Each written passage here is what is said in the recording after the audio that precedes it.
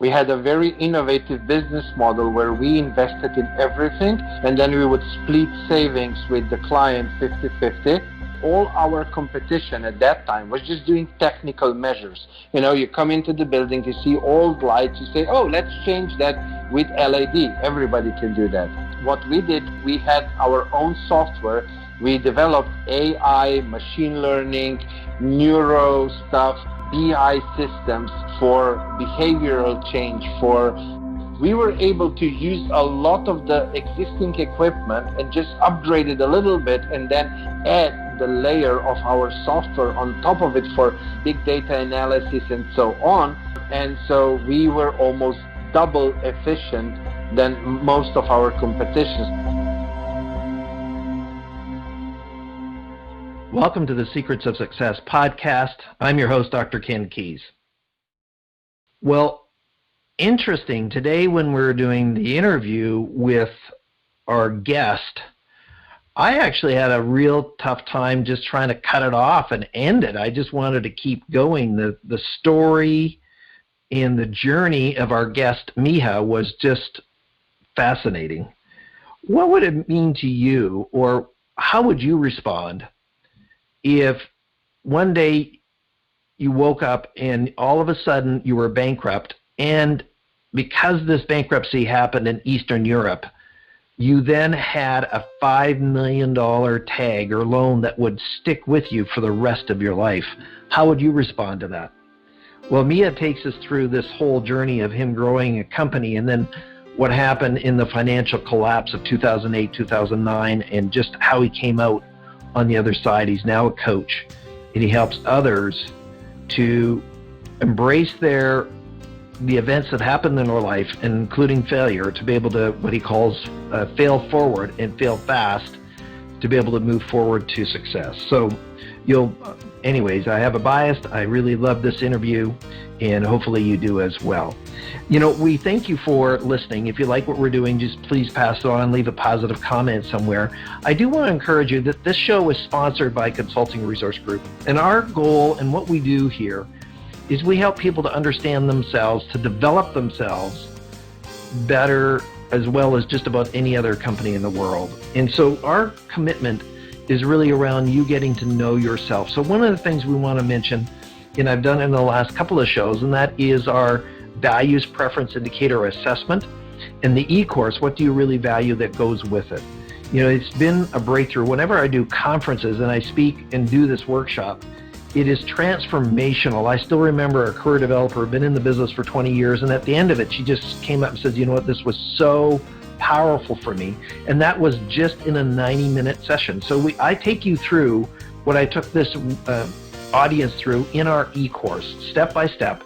Not only do you take the assessment, but then I take you through the report and how you apply it, and to be able to work on what do you really value in your life, and also to take the steps, action steps, so you can go to the next level in your life. So if you're interested, take a peek, take a look, crgleader.com, what do you really value, e-course or online courses. So here is today's show, and thank you again for listening, with Miha and talking with the Fail Coach.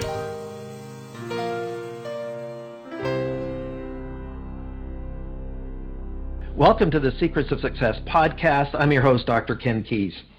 Well, we have a special guest who, because it's the online world, you have no idea where the guest is from.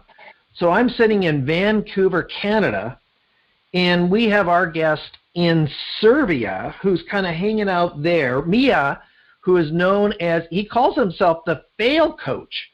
And I'm not saying his last name on purpose because I can't actually even pronounce it. So Miha, welcome to the show. Hello, Ken. It's a pleasure, huge pleasure to be your guest. And it's Matlievski for anybody who wants to know my surname. Okay, say that again, just slowly for everybody. Matlievski. See, there you go. And we'll have it in the show notes if you want to know how that is spelled. So thanks again, Miha, for staying up late tonight for when we're recording this. Nobody else knows that. So when we think about Fail Coach, we'll get into all of that here in a bit. And we met, online a few weeks ago. But before we get into that, I want to get a sense of sort of your history. And so, what part of the world did you grow up in? Oh, I grew up in Slovenia, and I lived in Slovenia most of my life. It was just 3 years ago that I moved to Serbia, and that was because of, so I was lucky enough to achieve my freedom of choice, and I chose maybe a bit different freedom than most entrepreneurs. I went to Serbia because they have huge problems with animals, and I do a lot of animal rescue throughout the day. Okay, so that's one of your sort of passions and hobbies is working with animals.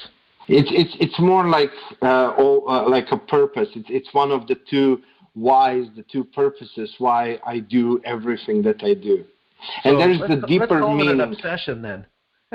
Yes, there's a little bit deeper meaning because as I was picking myself from the hell that I went through in 2009 and 10, I adopted a dog, and I honestly, I'm not sure if I would still be here if it wasn't for him. And he's my guardian angel. And when I went through the whole thing, when I was able to pick myself up, I said, I have to give back. Well, that's obvious. And, we appreciate animals here at home. I actually grew up on a dairy farm. I get that. I can't say that I have, even though we have a cat in our house, which is technically my wife's, and I don't have a love loss for cats. I love dogs, but I don't have a dog in a city environment. We always had them on the farm, and they'd run around and be free. So with that, Miha, I want to kind of go back to your growing up years. What was life like, and what did your parents do, and sort of as a kid, what was that like for you? Oh boy, that was like a dream. I mean, one day when I will write my book finally, the first chapter will be the not so perfect childhood. And I'll get to the not perfect part later, but I was living a dream life, anything that a child can want. We were living together with my maternal grandparents. I was the only child, so 4 people who had nothing else to do in this world but to tell me how much they love me, do everything for me, buy me everything, never held me accountable. Well, You see where I'm going? There's an issue, isn't there? Yeah, so you see where I'm going? And everything would be perfect if when I was 23, my father wouldn't suddenly die, and a few months before that, both grandparents. So suddenly I woke up into the real world. And, it's not nice when you wake up into the real world when you're 23 and you don't know, how the hell do I wake up to an alarm clock? How do I change a light bulb? I mean, I was at that level. I was as spoiled as it gets. I dropped out of high school when I was 17 just because, why would I learn about history? What good will that do to me in my life? Things like that. Not that I was stupid. I was just, rebel without a cause. Like that's the perfect way of saying it. And, I was constantly told that I'm this miracle child. I'm the smartest, the best, the prettiest, the whatever you can think of. And, it gets into your head. And then when you wake up into the real world, it's very hard when you land on your ass and you figure out that maybe you aren't that special. Maybe you're just average. Well, I think the word spoilt kind of depicts a bit of the character issues rather than you are special, you're on my show. You have to be special. That being said, being quote-unquote a spoilt brat or a spoilt individual, that's really the difference between responsibility and not doing what you need to do. Now, what did sorry to hear about your grandparents and your dad, but what did your dad do? What was his profession? So he had a small business, a family small business, like 2 employees.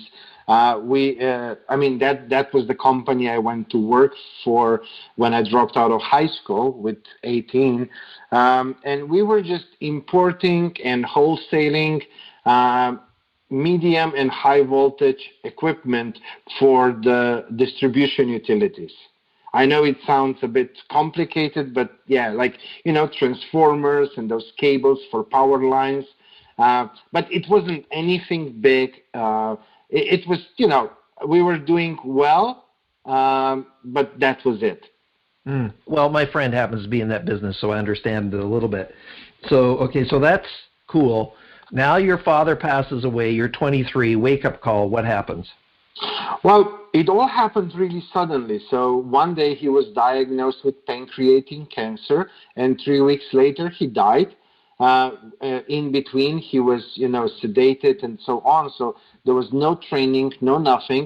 The few years when I was working there, I never had to do much, I mean, he loved me so much. It was more like, oh, just sit here, it wasn't go through Facebook every day, because Facebook didn't exist back then. But along the line of somebody just, being on Facebook the whole day, and then once the job stops, you go out and party.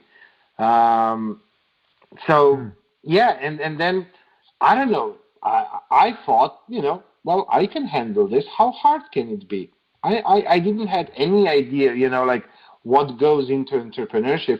I was good at one thing, and this was kind of like a natural thing for me. I was always really, really good for creating relationships. And, when you're dealing with the distribution utilities, you have 5 utilities in Slovenia, so 5 purchasing departments, 5 heads of purchasing, and so you constantly go through those 5 people, and basically you create relationship, and then that relationship translates into them ordering stuff from you. So it wasn't like a really hard thing that I was doing as a sales, and that was really something that I loved very much.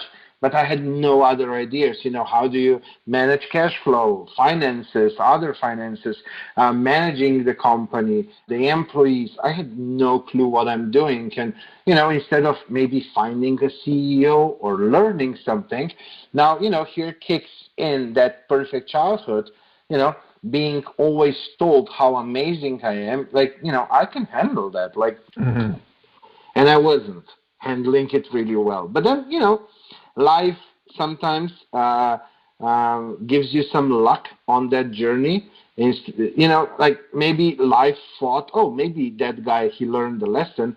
Let's help him a little bit. And so 2 guys came on that journey. They were in the finance industry. They saw something in me, and they said, well, you know what? We'll put some money in. We'll take over some shares. We'll take care of the business, the CEO stuff, and you go do your thing. Here's a credit card, here's car keys, mobile phone. That's all you need. Go do your job. And they took over the majority shares, so they took over 55%. And I went and I did, and things really went well. We were doing 150% more month to month. And very quickly, life became good again. Life became easy again. And I was always the entrepreneurial type. I was always, the dreamer, and seeing problems in the world that we can, save and so on. And because they took over the majority share, I said, well, why will I bring this new project into that company? I'll just create companies on my own. I mean, I can do sales, I can do marketing, I'm that great person again, without in between learning anything about managing a company. The thing was that was around 2005, 2006. At that time, the economy was booming. Very similar to what was happening now in 2018 and 19. Shares rising, real estate rising, people buying everything like crazy. It was a very booming macroeconomic situation. Of course, I thought it's me, not the situation. And so with a good idea, a bit of marketing, good sales, you were able to grow to 7 and even 8 figures without laying down, solid foundations. Now, because, when you're building a house, you're not putting foundations first for the good times. You're putting them in for when you have a lot of rain and wind and tornadoes and so on. That's when you need the foundations. And so fast forward 2008 and 2009, so the crisis, the financial crisis that hit U.S. in 2008 didn't arrive to Europe only in 2009. And we thought, oh, that's in the U.S., that won't come here. Oh boy, were we wrong. And when that happened, of course, my companies at that time, they didn't have the foundations, and one of them was in real estate project. I was co-signing everything personally. My other companies were co-signing. I'm just, trying to a bit fast forward through this. And one day, Monday, December 7th, 2009, I got a call in the morning from the bank. And now here in Europe, banks have this financial instrument. When you take a huge loan, you pre-approve them that they can go to all other bank accounts, yours and other companies and all your assets. You pre-approve them so they don't have to go to the court or anything. So in that single day, they just went around and took all the money, all the assets from all my companies, from me, and bam, next day, I personally was owing over $5 million personally. And again, due to certain laws on bankruptcy laws, because they're a bit stricter than, I know stricter than in US, I'm not sure how that is in Canada. But if your company goes bankrupt, and because everything happened again so suddenly, I wasn't able to pay paychecks, I wasn't able to pay taxes, you are not allowed to perform personal bankruptcy. So the whole debt stayed with me. Wow. So imagine, listeners, if you just woke up one morning and said, oh, by the way, tomorrow you have $5 million as a head tax on you and it's never going away. Yeah, it definitely was like that. When you had this trauma happen, and you think about, it's pretty significant, and, there are different laws in all the countries around the world, and we've had, different people from Australia to Dubai to yourself being on the show. How did you handle that trauma of that day when you found that out? Well, of course I was shocked. And I couldn't understand, even though, they were telling me, we made calculations, prices of real estate dropped so significantly that you will end up in a huge minus. And we just began with the construction. So, of course, they were right. But I was like, how can you do that? No, we'll make it happen. Things will change. And the bank was just, no, we are ending this agreement because, it's better to cut our losses now than later once we invested so and so many tens of millions into this. And at the first thing, it wasn't like, oh, where am I now? I actually made a list. I was convinced that I can pull this off, I'll go through my other companies, I'll go to my buyers and so on, and, make deals, and maybe they'll pay me something up front, and then I'll put a little bit of that money everywhere, and, I'll make it happen. But the thing was that all that catastrophe, financial catastrophe, happened so suddenly, and it reflected on most of the country. And, I wasn't making anything happen. So the real realization came only about 2 or 3 weeks later when, I went through the list. I tried everything that I could think of, and I wasn't able to do a single thing. Now, that's when it really hit me, and that's when it was really a feeling of despair, being not able to do anything. Even if bad things happen to me, for example, even now, I can handle that, as long as I can do something about it. But at that time, I felt I can't do anything about it. And then slowly, the darkness starts creeping in, depression, anxiety, stress, all of that. Plus, phone calls from people and companies who I personally owed money to became very aggressive. They were threatening me with not just lawsuits, but much other stuff. And of course, now looking back, of course, nobody would actually really kill me. They were just, you trying to use all the things that they came up with. Maybe they thought, maybe this guy has a bank account in Switzerland, and if we press him hard enough, he'll find the money or whatever.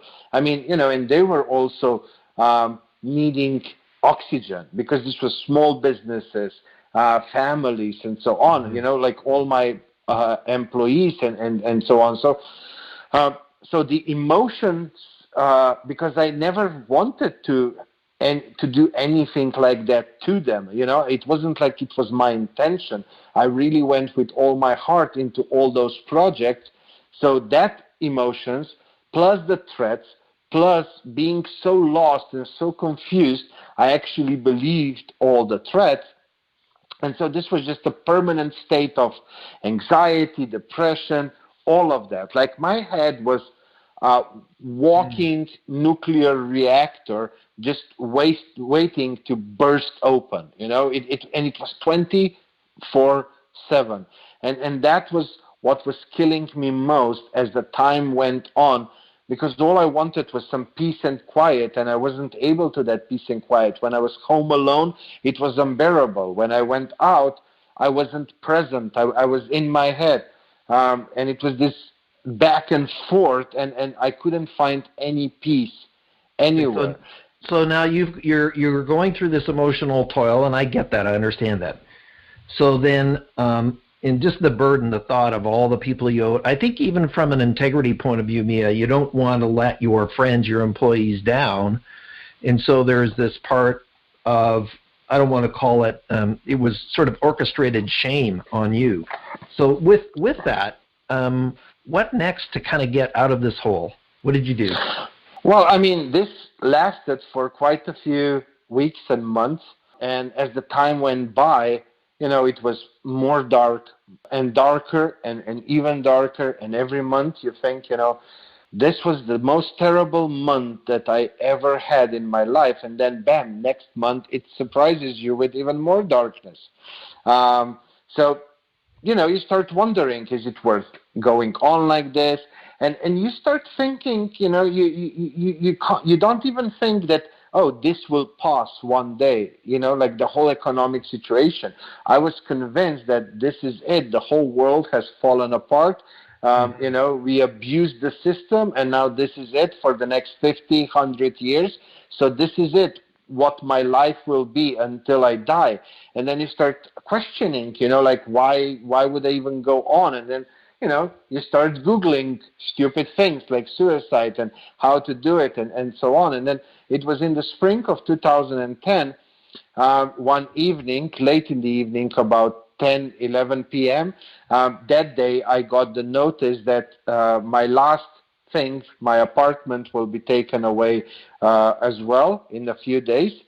And I was on the balcony alone. Oh, yeah, I got divorced in that time, and I lost a bunch of friends that I thought were my friends, but when they heard what happened to me, they never returned my calls and so on. So, even that feeling that you are all alone in the whole world, I basically just had my mom, and that was it at that time.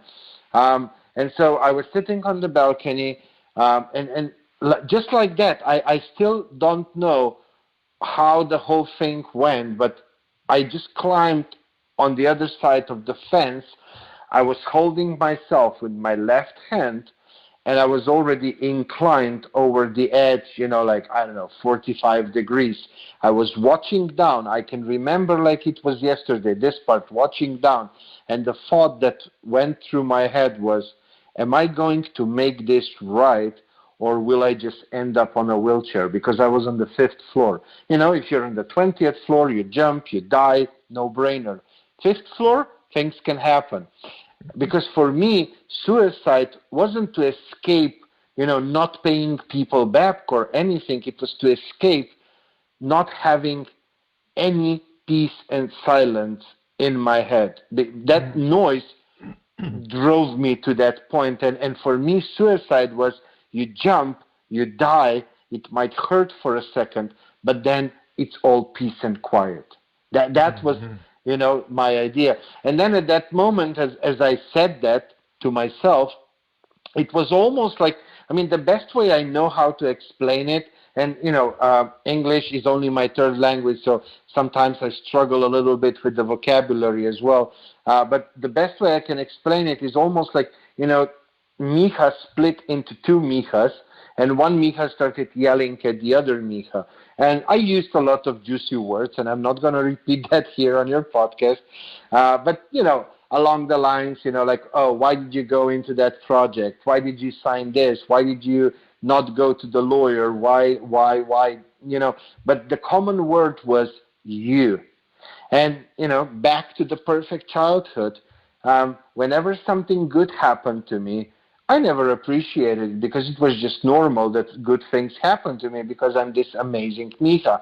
Whenever something bad happened to me, I always found an excuse. My parents always found excuse, and then I just continued doing that. And, in the financial crisis, it was super easy to find blame outside of you. The recession, the crisis, the government, the banks, so easy. And this was the first time ever for me to actually take ownership.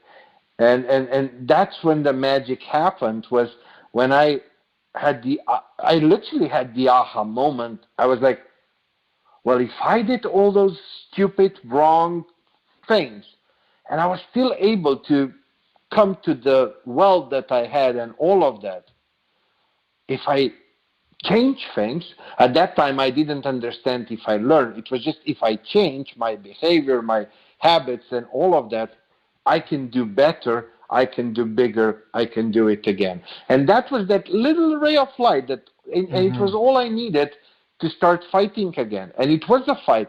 I have to just point one thing out here, because often when I don't do that, people think, oh, you had the aha moment and now it was, roses and sugar candy and so on. No, it was 3.5 more years of hell, of every single day fighting with myself. Old Miha, new Miha, old habits, new habits, giving up, not giving up, this, that. It was, every day was living hell. But, the more I was fighting that, the stronger that new Miha became. I did so much of self-development because, everything starts with you on the inside. Things don't just happen on the outside.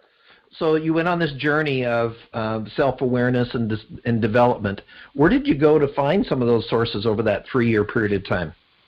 Everywhere. I compare that to, late-stage cancer patient where, the medical science gives up on you, and then you just go and you try everything. You try all the voodoo stuff that you can get your hands on, things that I would never go to before, Zen temples, breathing exercises, meditating, yoga, Reiki,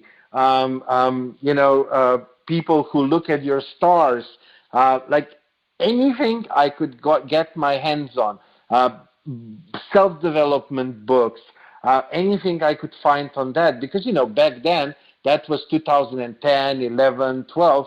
Facebook wasn't what it is today, or was it even Facebook back then? I don't know. But, it wasn't like a bunch of groups for support, for entrepreneurship, mentors everywhere, coaches, teachers, programs. Nothing existed like that back then, at least not online. And I was in Slovenia. The only way for me to get books, because Slovenia is just 2 million people. Nobody translates anything into Slovenian because it's just not worth it. So my purchasing was from Amazon US. Back then, Amazon wasn't even in the European Union. So you had to order from US, and it took 4, 5, 6 weeks for books to even arrive. And so I was just hoarding everything I could, finding people, going to the little events we had, like anything I could get my hands on. for personal development and for business development, Now, because I knew... during this 3 years, Miha, sorry to interrupt, what were you doing for work? Were you, did you start another business, or what were you doing for this 3 years? You're working on yourself, but did you have a business? Were you an employee? What happened there? Neither. A friend of mine had a company, and he was kind of like because I wasn't able to be, CEO. I wasn't able to be, because again, if you go into that bankruptcy for 10 years, you're not allowed to be CEO again and owner and things like that. And so I was kind of like unofficially renting his company, and I was really just leveraging my network. So not everybody, gave up on me. And when I started picking myself up again and the economy started being a little bit better, I was able to reach out to people. And some, would say, oh, okay, I'll buy this from you, I'll buy that from you. So, but it was more or less week to week. It wasn't anything where I would make, any substantial amount of money. It was more or less the minimum to get by the month. Okay. And what kind of industry was that you were renting your friend's company? Oh, I mean, his company was in consulting services for project management for automotive producers. But, I was just doing my stuff, and he would just issue invoices and then, pay me out a little bit of the profit. Some would stay for him because he was letting me do that, and I would just get, some cash out, which wasn't really super legal, but, it was what it was. Fair enough. Okay, so you come out on the other side, and now you are a coach, a consultant. We were talking off air before we got on there that you were virtually supporting companies in Europe around emotional intelligence. So now where does this transition go? You're with your friend. What happened next after when you transitioned out of that? Well, I mean, the big thing, really the biggest thing, was in 2014. So I had a dream for many years. I mean, an idea that I saw that a lot of big companies are wasting so much electricity and gas. And it was due to one of my companies before that went broke, where we were doing some projects for renewable energy, and I saw how much of the energy gets wasted. So I always had this idea of energy efficiency, and I was working for years, every night, every evening, all the spare time I had, I invested into developing this idea. But, I couldn't get it up and running. Everything I tried, I came to new obstacle, until in 2014, everything clicked into place.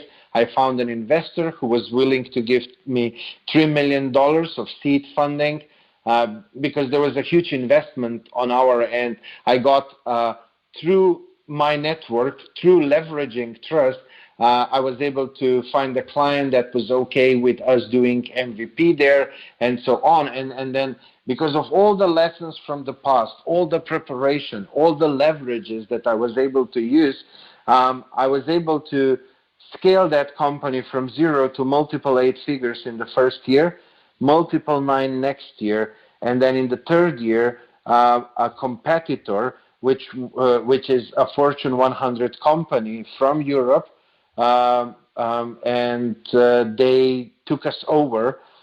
It was a technology takeover. So, I had my exit. I was able to repay by that time almost $7 million of those past debts, all of them. And I was also able to walk away on day one because I had all the systems, everything in place, and I wasn't necessary in the company. So that was my big comeback. And it was when I exited, the first thing I did, I went on a long vacation. I chose Lisbon, Portugal, because, when you have the freedom of choice, most people will say, well, what would you do then? Well, I'll be lying on some beach drinking cocktails. Like, what else am I going to do? But then after 3 days of partying and having fun, I got so bored. I took out my phone. I checked the Meetup app, and I just started going to meetups. And, when you come to a meetup, they ask you who you are, what's your story, blah, blah, blah. And when I shared the failures, the successes, a lot of fellow entrepreneurs were starting to ask me for help, consulting, advisory, and so on. And then a magical thing happened. The more I was helping them, I never meant to become a coach or anything, but it just felt so good. My heart was so warm. It's like, 1,000 times better when you help others than when you do something for yourself. And I had everything I needed. I didn't have to do anything.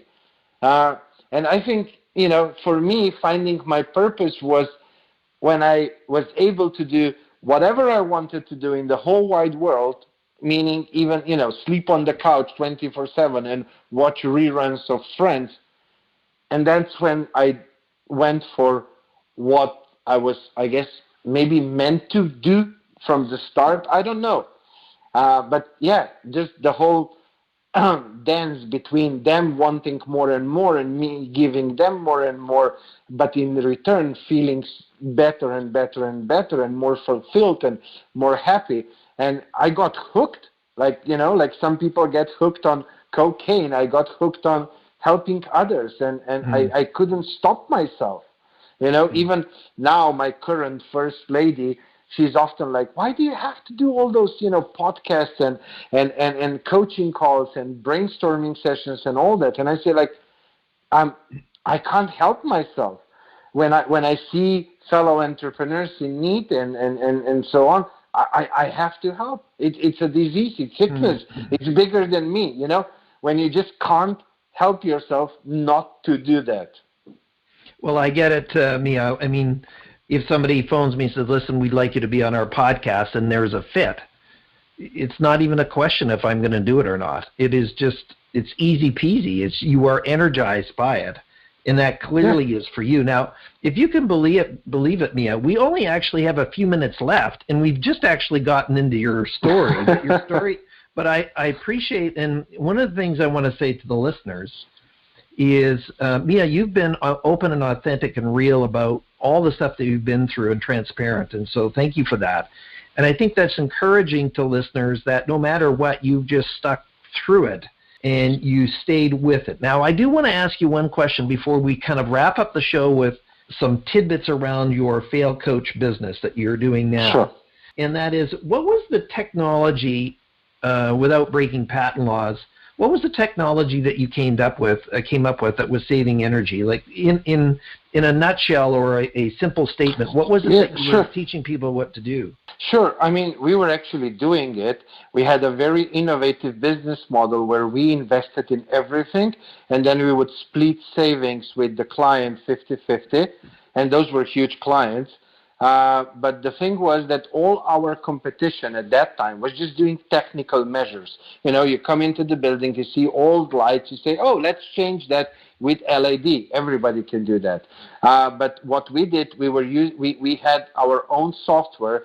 We developed AI, machine learning, neuro stuff, BI systems for behavioral change. So we were able to use a lot of the existing equipment and just upgrade it a little bit, and then add the layer of our software on top of it for big data analysis and so on. And so we were almost double efficient than most of our competition. So if they can save you 20, we can probably save you 35 to 40% of your electricity and gas. And we made huge savings. Now, our clients, their bills were in hundreds of millions per year just for the energy. Those were, some of the Fortune 500 companies and so on. So the thing was that we upgraded that whole thing from just technical measures into a more sophisticated thing. And so most of our competition back then, they had the ROI on the investment of 8 to 9 years. So you have a building, existing building, and you want to make it more efficient. You invest in it, and then you wait 8, 9, sometimes even 10 years for that investment to come back. Now, if you're splitting 50-50, you would wait 20 years, But we were able to have break even in 3 to 4 years, and that was huge because most of these contracts are 12 to 15 years. So we would break even in third and fourth year, and then it's just for pure profit. Cool. Well, thank you for that. So now in your business, and we'll allow ourselves just a couple of minutes to go over here, Miha. You Sure. call yourself the fail coach, though, most people in this industry said, well, you don't really want to talk about failure. But when you think about, if you were to kind of encapsulate what you do that might be different, or just period what you do, what is the core message that you have to individuals that you are now working with as a coach?